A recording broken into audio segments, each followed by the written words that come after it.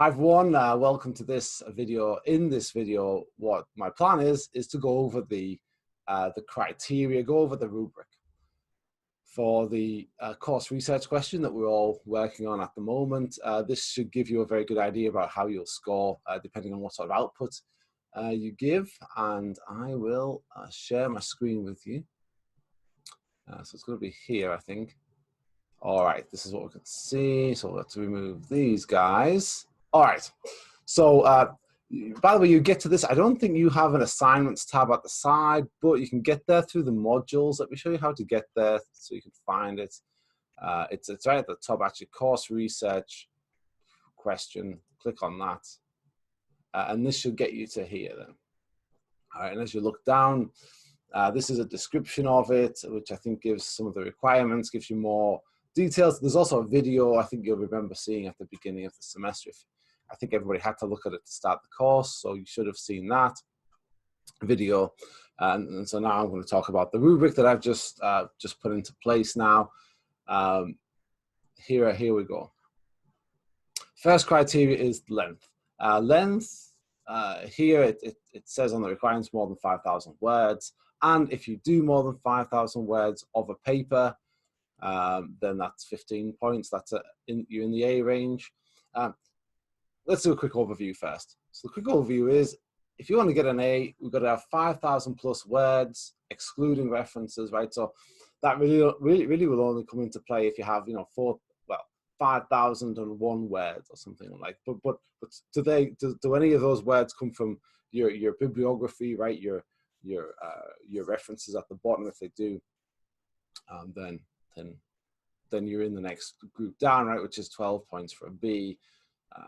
Okay, so that's that consideration. So if you do 5,000 words, if you have 10 plus references from our assigned reading and as well as 10 from outside sources, more than 10, and if you're explicitly linking each topic that you cover in the paper, you're explicitly linking it to and each source reference, you're explicitly linking all of that with the answer that you're writing. That's an A. And then also, it's well organized, few grammatical areas, appropriate headings and subheadings. You're the judge on that, really. But if there are no subheadings, or if there's no headings at all, if it's just a big block of text, for example, that obviously wouldn't fit into that first A group.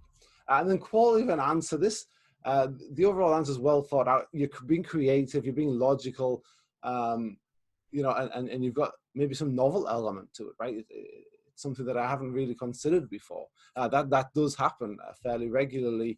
Sometimes in your research questions, you tell me, and I usually put this in the comments, right? But you say something or you see something in a way that I didn't really see before, and that's super exciting for me. And so that's in there really to sort of increase the it's worth 10 points. It's sort of together with presentation, it's as weighted as heavily as the other things, but it certainly gives me sort of more of an incentive, I suppose, to enjoy the papers. All right. So that's a good paper, right? So 5,000 words plus, more than 20 references, 10 from the assigned reading, 10 plus from outside sources. You're explicitly linking. Now, what I mean, let me explain what I mean there by explicitly linking. Explicitly linking is you're actually saying how it's linked. You're saying, okay, in this section, I'm about to discuss human nature, from the realist topic we've just did, right, with human nature and Hobbes, human nature and war, right? What are the natural causes of war, right? Okay, so you're telling me you're going to discuss that, but at this point now, I'm trying to guess. My first thought now is, okay, he's going to talk about this. She's going to talk about this. Great. This is interesting to me, and it's relevant to the class, and I know where they're getting that from. But how does it help them answer the question? And so your next sentence, almost every time, put this at the top of every section. Right? This is important because this helps me answer my question. If we're going to answer the question, if I'm going to support my thesis X, then we have to talk about this, right? So you're putting some sentence along those lines. There's a few examples of sentences that you might want to use, sentence structures, but obviously you don't have to use any of them word for word. All you have to do is make sure that you're telling me every time you're covering a new topic, why are you covering that topic? How is it helping you to answer your question, right? And that's going to help the paper feel, to me, cohesive. It's going to help it feel as one complete whole, and not just sort of a bunch of unrelated sort of, perhaps very well written, perhaps interesting, perhaps novel even, sections, which is a danger in the way that we have the class set up, right? Because we're doing this each week. We're writing a section each week, probably. That's certainly what I advise. And we're basing it on readings that are really, if we're not careful, to pull them together, quite disparate. Right? So this is so you've got some work to do, right, to pull these together. And so to get an A, that's what I'd be looking for. Going down the cohesion mark, right, we're looking at sort of, you're not explicitly linking each topic, right? Some of the topics maybe not explicitly linked, but the vast majority of your topics and references are obviously linked to the main answer, right? So maybe you're not doing it very overtly and explicitly, but I can kind of figure it out very easily. This cohesion one is one of the ones where the more work I have to do, the more mental work I have to do in connecting what you're writing to the question or to the answer that you're giving the question, the lower the grade's going to be. Ideally, the reader shouldn't have to do any work in this regard, right? In connecting your topics together and connecting those to an overall answer. You should be doing all the work there, right? So at the bottom, right, let's say in E, you've got a couple of the topics covered, and 2 of the sources referenced by the students in the paper are obviously linked to the main answer, even if you haven't explicitly done that. The bottom of this, right, is sort of connected to the first 2. Right? Because we're talking about volume, here's what I did. I thought when I was writing this cohesion, I thought, oh, what if somebody wrote like 200 words that was, and explicitly linked those 200 words to sort of, that's not really cohesion, right? Because you haven't got enough to cohere, right? You've only got a couple of 100 words, right? So I said, look, if you're fewer than 3,000 words, there's no way to really judge how cohesive it is because you haven't got anything to stick together, right? You haven't got anything to connect, right? You haven't got enough to connect. So it's unfair to give you a grade at all for cohesion if it's fewer than 3,000 words. Or if you have fewer than 5 sources, because again, we're talking about sources, each source referenced, then there's not enough to properly judge cohesion. That's the bottom. This 5 points, okay, you've done it a couple of times. A couple of the topics you've got in there, they make sense and they're connected to a main answer. But that's an E. An E, by the way, if you're getting E's for all of these, you're probably not going to pass the class. Probably the minimum you can pass the class with for this, because it's 60% of your overall grade, is a D. Right? So the minimum, very minimum, just to pass. And I don't obviously recommend this as as a goal, but if you're just looking at passing, at the very minimum, 3,500 to just under 4,000 words, 10 to 14 sources. At this point, when we get down to a D, I'm not counting outside sources versus internal to the class assigned readings. You got that. You got at least 4 of the topics that you're covering, and 4 of the sources referenced obviously linked to the main answer, right? So you've been fairly clear about that. You're in sort of the D range, and you're passing the class. On the presentation, you might have some errors in spelling or grammar that affect the grader's ability to understand, but overall it's well written and presented, right? So that's okay. And then, there's some parts of the paper that might seem a little bit illogical, or they're very obvious, some of the parts of it, or they're very general, overly general. You could get away with passing the class with that sort of a paper. Below that, consistently below that, you're unlikely to pass.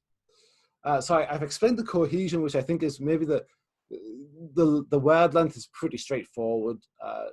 Peer-reviewed references, again, remember, I have that list of journals if you want to pull from those journals. There's also, obviously, for the 10 from the assigned reading, that's from the assigned reading, which is the book, make sure you have the right edition. It's the first edition. That's going to be important.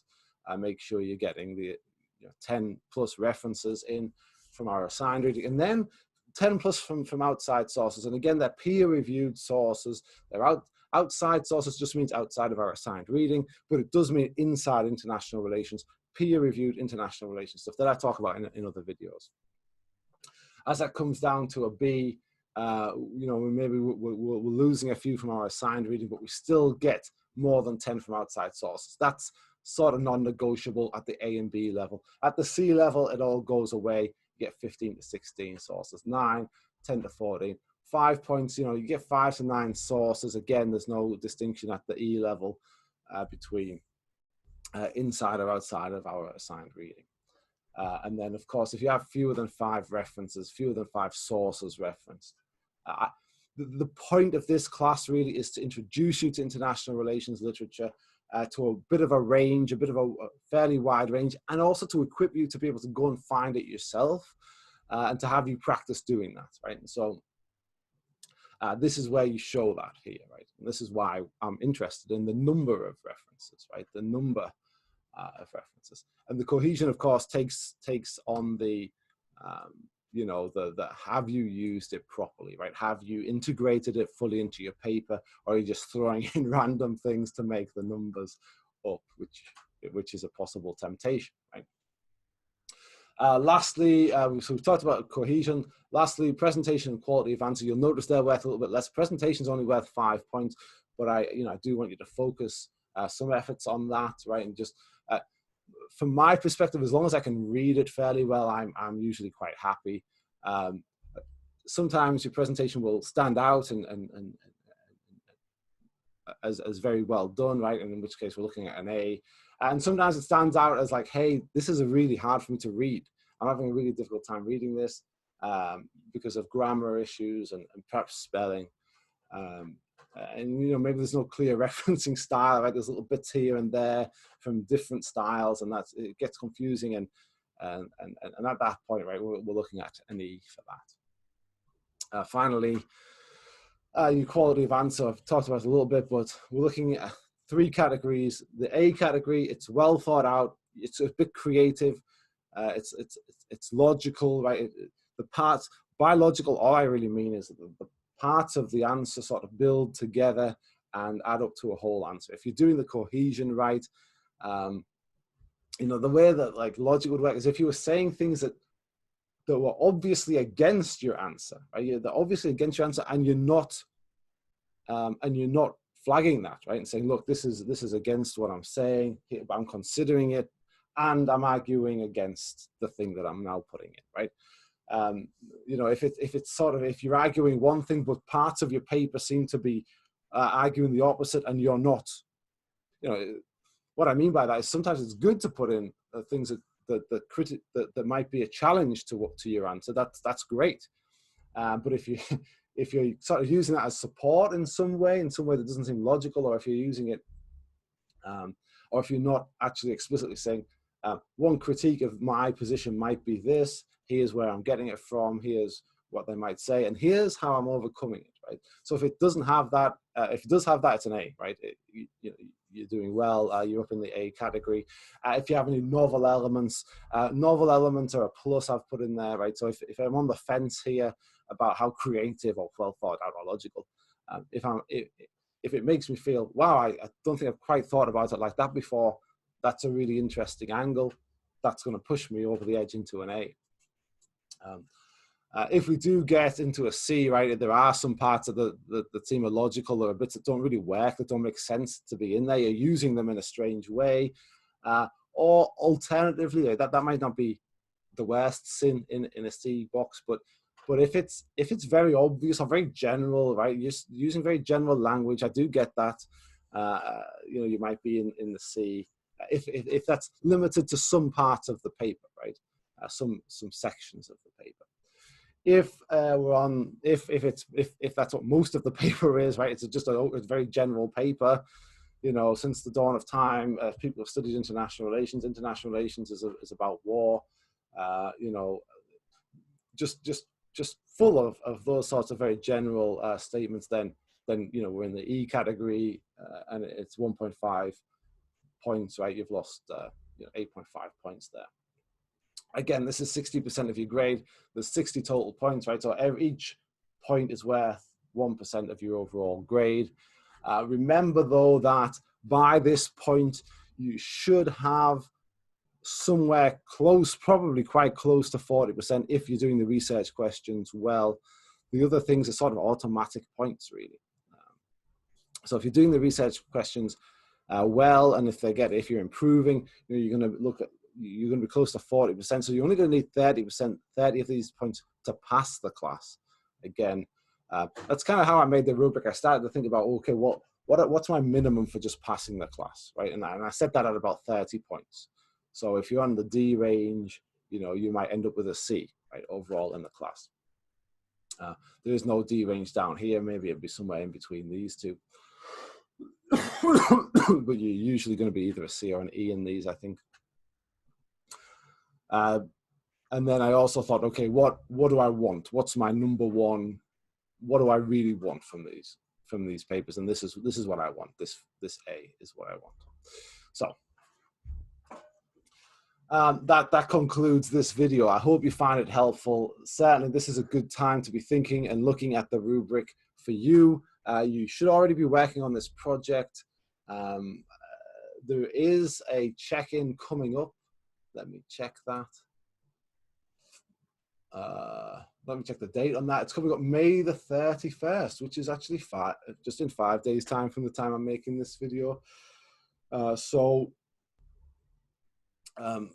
days, I want to check your progress. Again, the grade doesn't matter too much on that. If you hand it in, you get the points. If you don't hand anything in, you don't get the points, basically. So hand it in for the points, and I'll give you some feedback of where you are. It's good before you do that to think about this rubric and see sort of how much progress you're making towards the fulfillment of the criteria on the rubric. All right, that's that. Any questions, send me an email. We'll get them worked out. And I have high hopes for the paper. That's why I'm giving a lot of, I think this is my second video probably to do with what I'm looking for in the paper. Certainly a lot of my feedback on the research questions that we do weekly are sort of oriented towards the paper as well. That I can't overstress how important that is to your final grade and how important it is to my vision for the class, right? Which is that you answer a broad question about international relations using international relations literature. All right.